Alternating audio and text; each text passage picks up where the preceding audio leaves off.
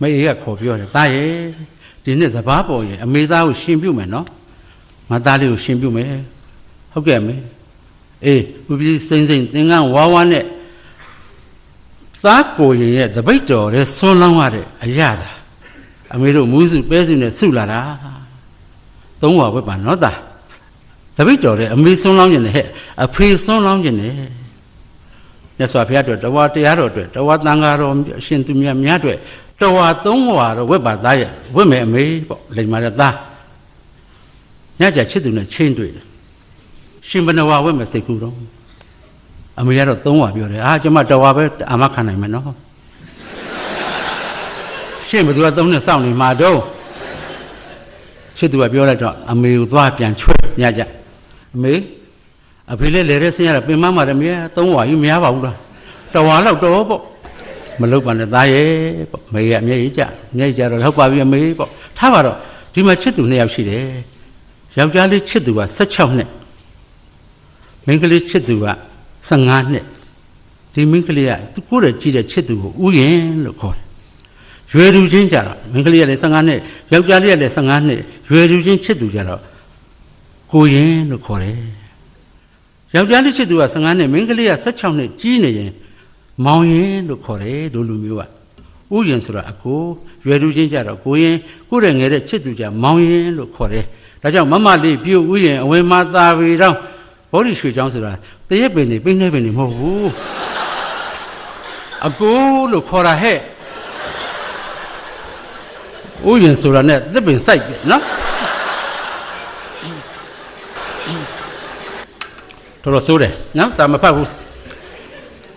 စင်ကာပူဆရာမတွေဟောပါဦးမန္တလေးဆရာမတွေပြောတာပါနော်နောက်ဆရာမတယောက်ကပို့ဆိုသေးတယ်ဝါကောင်လာပြောင်းမိချောင်းဖွေးဖွေးမိုးအေးတဲ့ကျွန်တော်ဇနီးကမြေဘေးကအိုင်းတိုင်းဆိုတဲ့ရွာမှာတာဝန်ကျဆရာမသင်းတယ်အခုလေဝါကောင်လာဆိုရင်လေတဲ့မိုးလေးကဖွေးဖွေးနဲ့ကြပြီးဟောမြစ်ထဲမိချောင်းတွေဖွေးနဲ့တက်လာတော့ဟာဒီကောင်လေးလန့်သွားကြည်စမ်းဒီအိမ်ရောက်တော့မေကတားရီနွားစာလေးဆင်းခတ်ပါဦးအမလီဝါကောင်သတင်းကြိုဟိုဘက်တစောင်းမုံကြမှာခတ်မယ်အဖေခတ်ခိုင်းဘာလို့တော့အမလီဒီလိုဝါကောင်လားဆိုမိုးလေးဖိုးနဲ့မိချောင်းတွေခမရလှိမ့်တက်တာခမရတော့တစ်သက်လုံးမပြောခဲ့ဘူးကြည်စမ်းဆရာမကပြောလို့ပေါ့မိချောင်းမပြောပါနဲ့ဟေးအိမ်မြောင်တော့မတွေ့ဘူးပါဘူးတို့လူလည်းသက်60ကျော်ပါပြီခမရစားတယ်လည်းပါတယ်ဆရာမလည်းပြောလိုက်တယ်မလုံးနဲ့သတင်းကြိုဟိုဘက်မှာမေးကျွန်တော်ခတ်မယ်အဲ့ဒါကျွန်တော်မထူးကပြောရဟဲ့မမူလာအောင် not the crocodile it's a flower မိချောင်းမှာလည်းရေခတ်ခိုင်းလို့မရဘူးခလေးတွေဟုတ်လားဒီညီမနဲ့ပြန်ပြင်သင်လိုက်ပြရွာတွေကငါတိုင်လိုက်တယ်ပေါ့နောက်နေ့ကျဆရာမပြင်းတင်တယ်ဆရာမများထုံးစံပေါ့မလိမ့်တပတ်နော်မန္တလေးကဆရာမတွေပြောပါတယ်မနေ့တုန်းကသားတို့သမီးတို့လေတဲ့ဆရာမတင်လာမိချောင်းဖွေးမိုးအေးမိချောင်းတွေဖွေးတက်လာတယ်မလားတဲ့ခလေးတွေကခေါင်းနဲ့မျက်လုံးပြူးနေဒီခေတ်မဟုတ်တော့ပါကွယ်တဲ့ဒီခေတ်တော့မော်တော်ပန်ကာတွေခုတ်လို့သေးကုန်ပါပြီတဲ့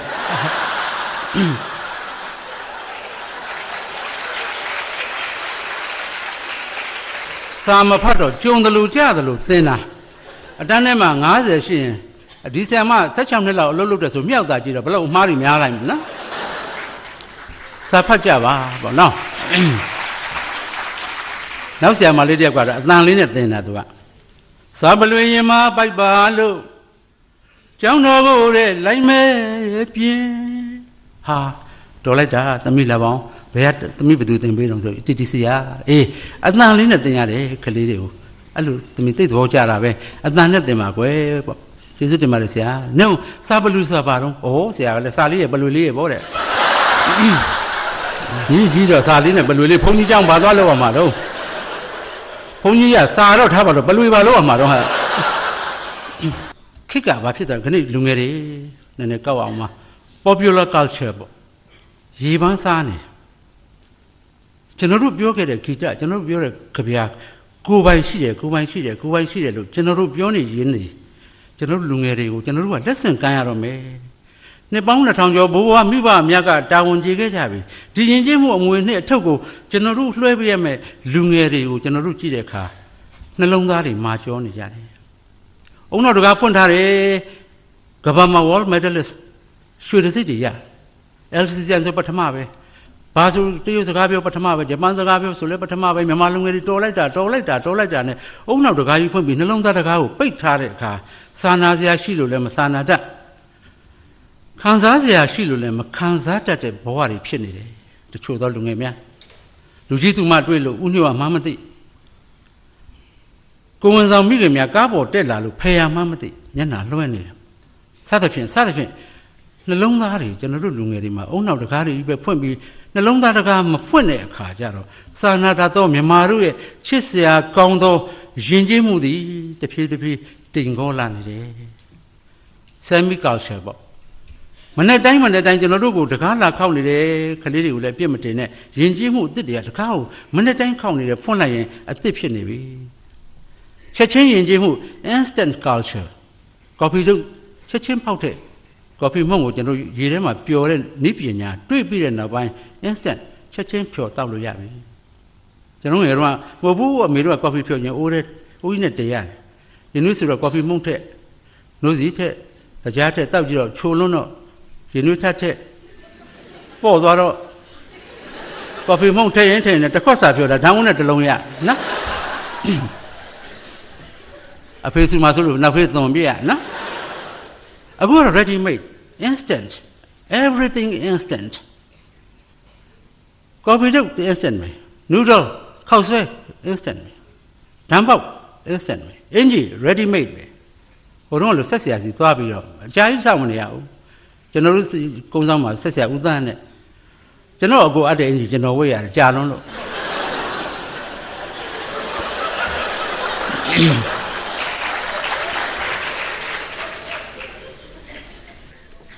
ဦးသန်းစီရောက်ရင်အင်ကြီးချိုးရတယ်ဆက်ကလည်းတစ်လုံးရှိတော့ तू ကဘိုးကြတယ်တကြီးတဲ့အင်ကြီးချိုးရတာပဲအင်ကြီးချိုးပြီးကြောင်ကြိုက်ပြီးတော့လှုပ်ပေးထားဦးသန်းကမှတ်လက်ရှိ26ဆိုသူမိမမလှရွှေတဲ့စာမတက်ဘူးမှတ်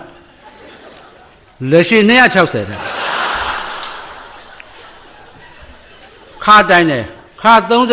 38ခါတဲ့3800လို့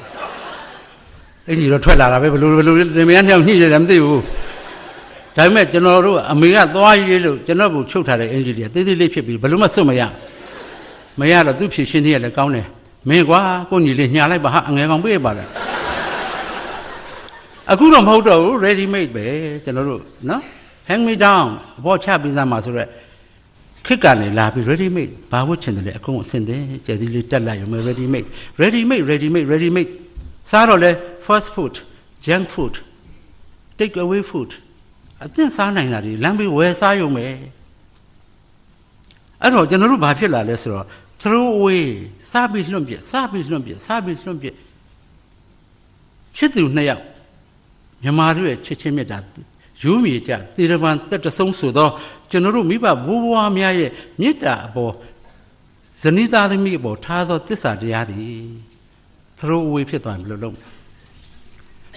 ယူစားထားပြီး throw away လုပ်လိုက်ဘယ်လိုလုပ်မလဲအဲ့တော့ throw away society ဖြစ်လာမှာကိုလူကြီးရဲ့ဆိုတယ်ကျွန်တော်တို့လည်းဆိုရင်တခါသုံးပြီးလွန့်ပြရတယ်လူဖွဲ့စီဖြစ်မှမသိဖြစ်လာရင်ကျွန်တော်တို့ယဉ်ကျေးမှုဘလောက်ကြီးတယ်ပဲပြောတစ်ချိန်နဲ့နိုင်တယ်ယဉ်ကျေးမှုအသစ်တွေဟာကျွန်တော်တို့ကိုသွေးလို့ဆန်းတယ်